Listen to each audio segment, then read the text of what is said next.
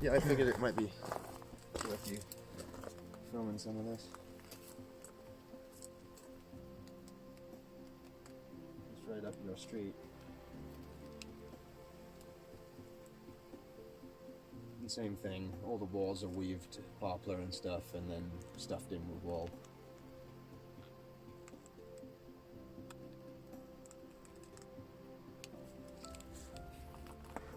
Just look at it, I love it. You know, it's cheapness and necessity that's created it the way it is, right? You know, but yeah, it certainly came out pretty good. It worked. Real cost was the caulking that we used. Everything else was on site. Well, we found the stove. We found that actually up in the bush. We carried it all the way back on the quad, and yeah. The glass was around and everything else. It just started as a plastic tent and somewhere to sit to start with, but we kind of expanded, and the stick fence got bigger, and before you know it, then I needed a dark room here and a shed, you know. Hauled nearly everything in through this way on the quad, and then hand bombed everything through, and you know, because we built the fence first was the issue, right? You know. But, were you inspired by the tribes of Africa? I was inspired by lack of money and there being a whole load of sticks around. You know, like it's, you know, I'm bushcraft too, right? So I don't know. It's been functional. It was actually quite a bit higher. It settled down quite a bit over time, but I don't know. I kind of like it. You know, like it's nice.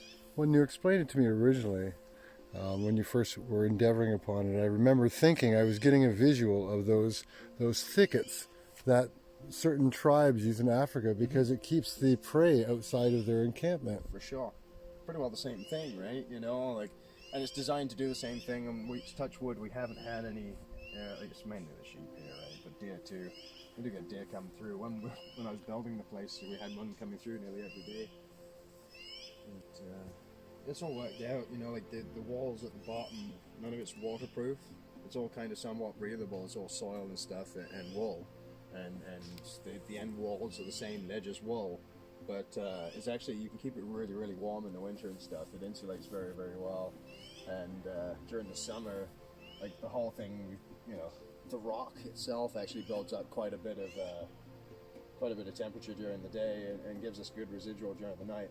We got quite a long time before we have to put candles in here before we have to in the main greenhouse, which is out in the open, right? So obviously we usually keep all this down, but this year we're not in here too much. I don't know if you know anything about getting grass to grow in the bush, but it is a challenge in itself. And we're not watering this year, but this is what it's come back like so far. That's nice ground cover. Yeah, that's really nice. It's just our little. It's healthy. When it's up, it's really nice. It's our little like green spot in a sea of brown at the right time of year, right? Exactly. It's an oasis in the middle of the forest. Yeah. And it has definitely evolved over time. You know, like I don't know if I've got any pictures of how the original setup was, but it wasn't very good. I mean, in the ideal world, the guy would take out some selective trees and stuff, but it was just an experiment, right? You know, see how all this would work. And we used to have a lot of problems with water, like the drainage, so everything's been dug out. These trenches, was a bridge as much as it's just planks in the ground now. These were dug out like 5 feet deep until we got to the rock. All the sand dug out, laid on the ground. Everything was covered over, and then manure and soil and what have you filled in with river rock, and it drains pretty good in here now. So,